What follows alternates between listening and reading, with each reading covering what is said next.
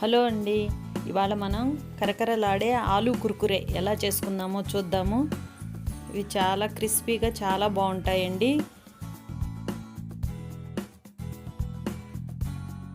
పెద్ద సైజు ఆలుగడ్డలు తీసుకుంటే బాగుంటుందండి. వీటిని పీల్ తీసేసి కొంచెం వాటర్లో సాల్ట్ వేసి అందులో ఒక 10 నిమిషాలు ఉంచాలి.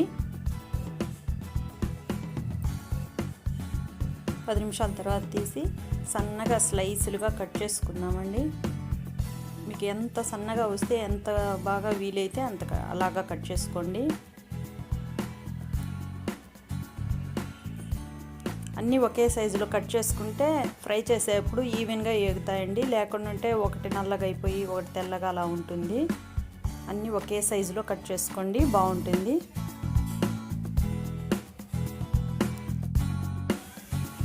ఇలా కట్ చేసుకుని కొంచెం వాటర్ తీసుకొని బాగా కడిగేయాలండి. 2 సార్లు కడగాలి, ఎందుకంటే ఉల్లగడ్డలో ఉండే పిండి పదార్థం అంతా పోతుంది. అప్పుడే క్రిస్పీగా వస్తాయి. ఆ పిండి అంతా పోతే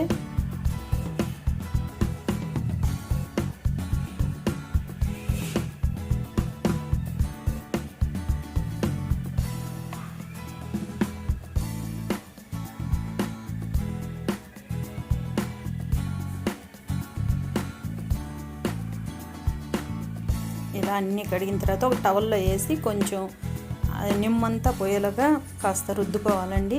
నిమ్ము ఉన్నాయంటే అది క్రిస్పీగా రాదు. ఇలా వేసిన తర్వాత దీంట్లో 1 స్పూన్ సాల్టు, 1 స్పూన్ కారం, 1/2 స్పూన్ గరం మసాలా పొడి, 1/2 స్పూన్ ధనియా పొడి, 1/2 స్పూన్ చాట్ మసాలా,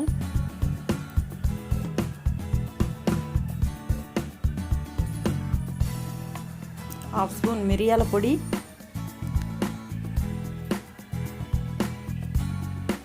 కొంచెం కొత్తిమీర తురుము, 2 స్పూన్ల బియ్యం పిండి, 2 స్పూన్ల కార్న్ ఫ్లోర్, ఇవన్నీ వేసి బాగా కలుపుకోవాలండి. నిమ్మే ఉండకూడదు, నిమ్ము లేకుండా డ్రైగానే కలుపుకోవాలి. వాటిల్లో ఉండే లైట్గా ఉండే మాయిశ్చరే సరిపోతుంది. ఒక 2 నిమిషాలు కలిపామంటే కొంచెం పిండి అంతా వాటికి అంటుకున్నట్లు అలా వస్తుంది, మాయిశ్చర్ వచ్చి.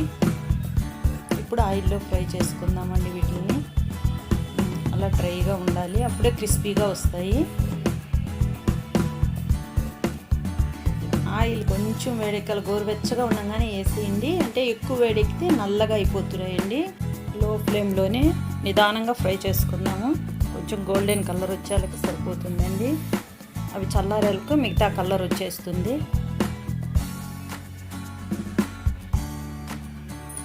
చూడండి ఎంత క్రిస్పీగా వచ్చాయో.